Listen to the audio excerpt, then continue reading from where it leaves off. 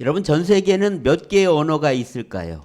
매년 언어 순위를 발표하는 에스놀로그에 따르면 현재 전 세계의 언어는 7,139개라고 합니다. 자, 이 중에서 한국어의 언어 순위는 13위라고 합니다. 이 7,139개의 언어 중에서 100만 명 이상이 사용하는 언어는 240개 밖에 되지 않습니다.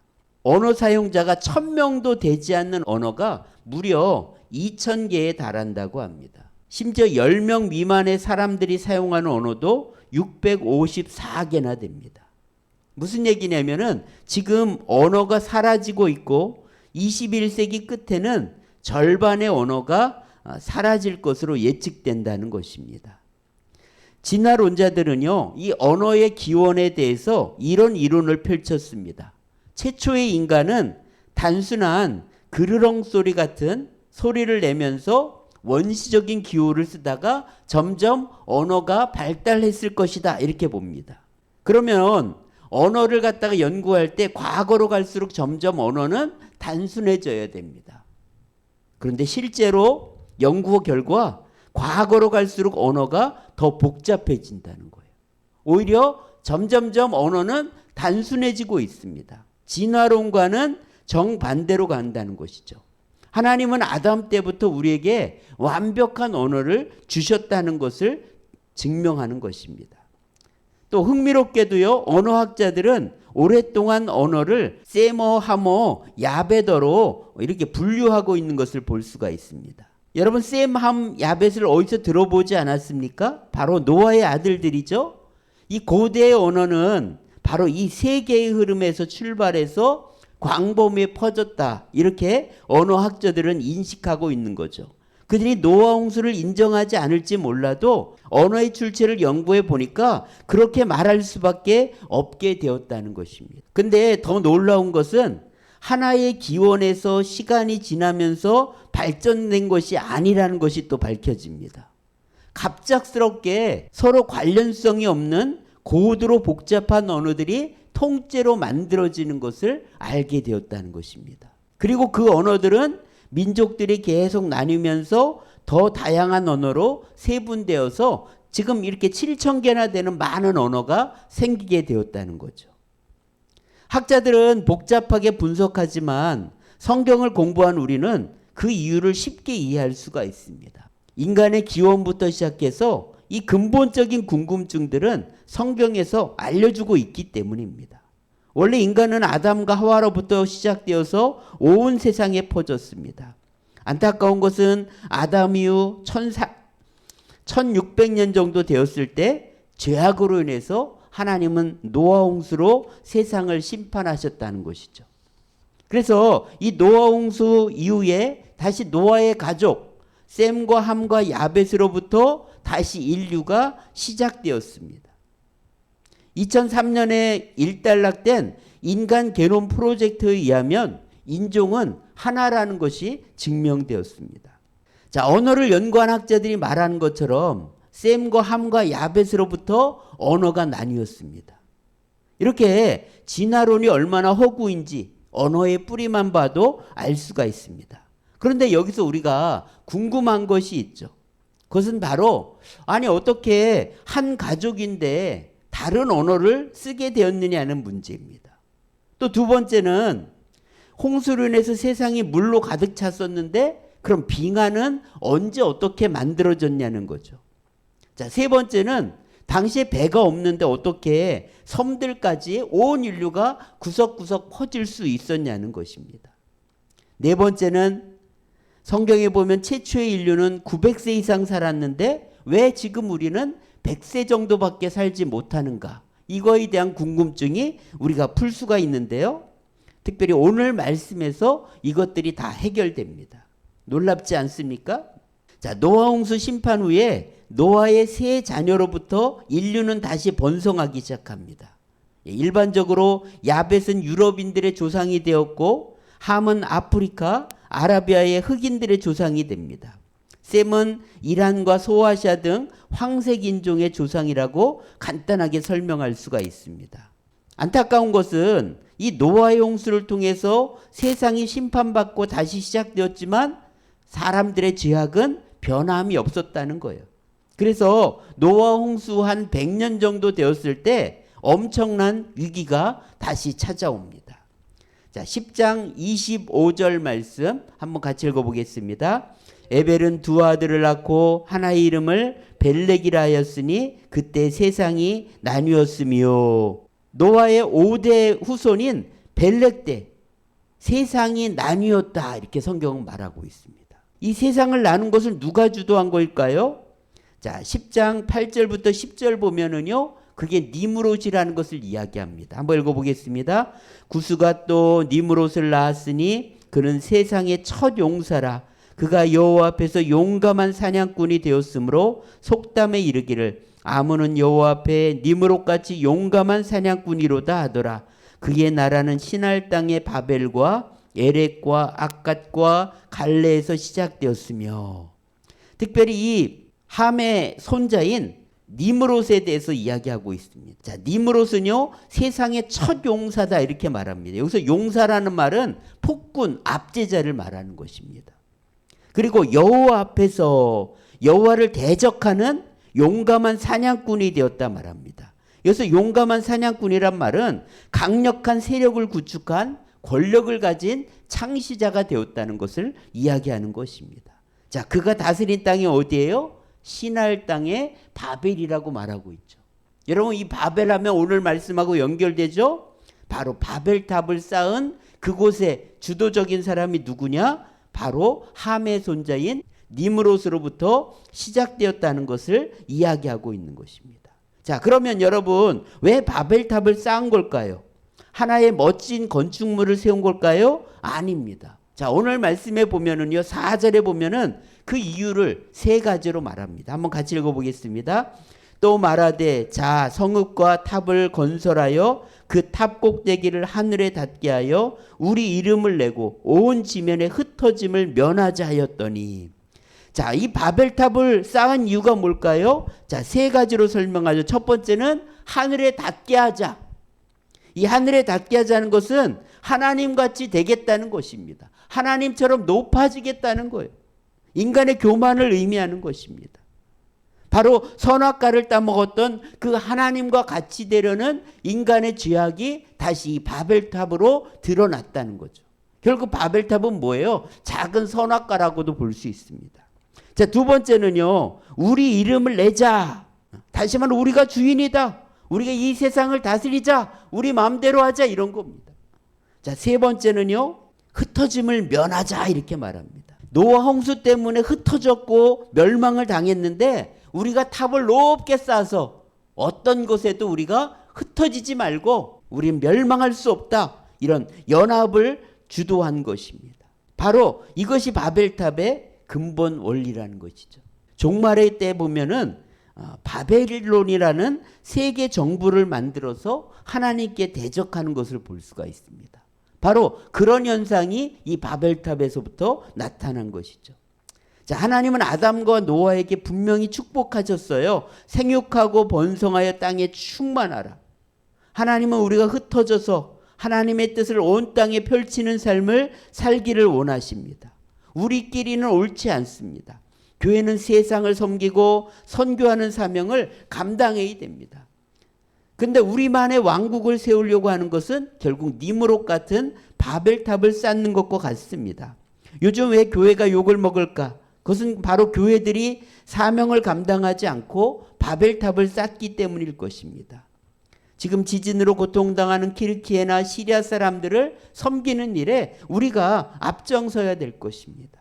자, 교만한 사람들이요, 바벨탑을 쌓자 하나님께서 직접 내려오셨다, 이렇게 오늘 성경에서 말하고 있습니다. 자, 5절에 보면은요, 하나님이 직접 내려오셨어요. 왜 내려오셨을까요? 하나님이 이 인간이 아무리 하늘까지 탑을 쌓으려고 해도 하나님이 보실 땐 그것은 점에 불과하다는 것을 또 이야기하는 것이라 볼 수도 있습니다. 그래서 하나님이 내려와 봐야지 뭔지 확실히 알 수 있다는 의미도 있고요. 더 나아가서 사실은 자신들의 왕국을 세우려는 그 시도가 심히 우려되어서 안타까운 마음으로 하나님이 내려오신 거죠. 노아 홍수 같이 심판을 내렸는데 또 심판을 내릴 수는 없잖아요. 그래서 다른 방법은 없을까 아마 고민하는 마음으로 하나님께서 내려오신 것 같습니다. 자, 그 결과 하나님께서 결정하시죠. 자, 두 가지를 결정하시는데요. 첫 번째는 언어를 혼잡하게 하셨다고 말씀하고 있습니다. 자, 이들이 왜 이런 작당을 꾸미느냐? 한 족속이고 언어가 하나이기 때문이라는 것이죠. 오늘 11장 1절에도 보면은요, 그 당시까지 말이 하나였다는 것을 분명히 이야기하죠.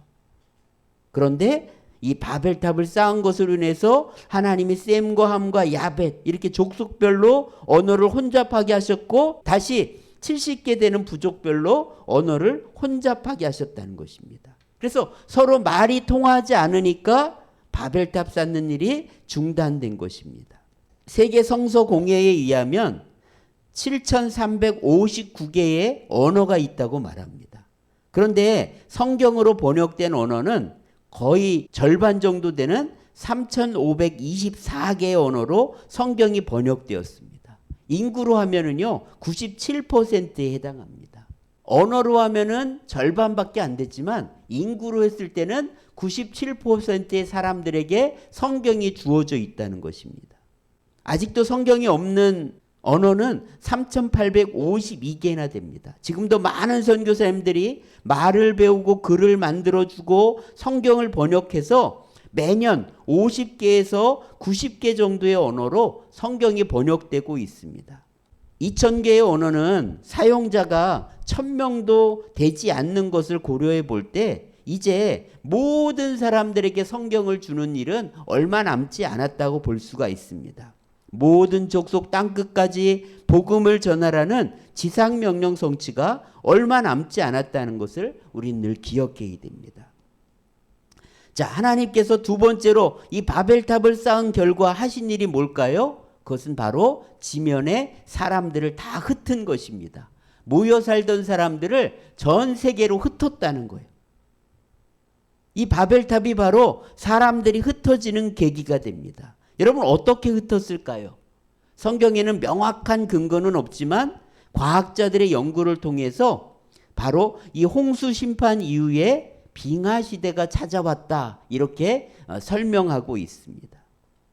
우리가 잘 아는 것처럼 기품에 샘이 터지고 지각이 변동되면서 바닷물의 수온은요 한 20에서 30도까지 올라갔을 것으로 봅니다. 그래서 노아 홍수 이후에 이 수증기가 많이 증발되면서 비가 많이 내렸고, 그리고 식물들이 엄청나게 잘 성장하게 됩니다. 그런데 바벨탑을 쌓게 되자 하나님께서 화산을 폭발시키면서 화산재로 지구의 대기를 가리게 하십니다. 그러니까 태양으로부터는 복사 에너지가 차단되면서 지구의 온도는 급격하게 낮아지죠. 그래서 많은 비가 눈으로 쌓이기 시작하는 것입니다. 1815년에 탐보라 화산이 분출되었는데 이 결과 어떤 일이 일어났는지 아십니까? 이 화산재가요 성층권까지 확산되었고 세계 온도가 무려 5도나 하강합니다. 그리고 미국은요 6월 달에도 눈이 50cm나 내렸습니다. 그리고 그 다음에는요 아예 여름이 사라졌다고 합니다. 화산 하나가 폭발하는데도요 이런 엄청난 영향이 있다는 거죠. 근데 백두산은요 그것보다 더 큰 영향을 줄 수 있다는 것을 볼 수가 있습니다. 자, 이렇게 몇 개의 화산만 폭발돼도요 그렇게 많이 내리던 비가 눈으로 바뀐다는 거예요. 이런 시간이 무려 어느 정도 걸렸냐? 약 한 500년 정도. 그래서 이 지구에 빙하기가 왔다, 이렇게 설명하고 있습니다. 자, 그래서 500년 동안에 약 700m의 두께로 눈이 육지의 30%를 덮게 됩니다. 이때를 빙하기라고 말할 수가 있죠. 이 바닷물이 눈으로 쌓이니까 해수면은 점점 낮아지죠. 그래서 무려 120m까지 낮아지게 됩니다. 그 결과 바닷길이 열리기 시작합니다. 그래서 사람들은 이 바닷길이 열리니까 더 따뜻한 땅을 찾아서 전 세계로 흩어질 수 있게 된 거예요. 지금은 이제 다시 해수면이 높아져서 이동할 수 없지만 이때는 해수면이 낮아지면서 사람들이 전 세계로 흩어지게 된 거죠. 여러분, 우리가 이렇게 노아 홍수를 아니까 쉽게 이렇게 설명이 된다는 거죠. 근데 진화론자들은요, 빙하기가 왜 왔는지, 빙하기가 오려면 막대한 양의 수증기가 필요하고 추위가 와야 됩니다. 이 두 가지를 과학적으로 설명할 이론이 존재하지 않습니다. 이게 추측이 아니라는 것을 우리는 성경을 통해서 충분히 알 수가 있는데요. 사람들의 수명을 보면 알 수가 있어요. 우리가 아는 것처럼 최초의 사람들은 무려 900세 이상을 살았죠.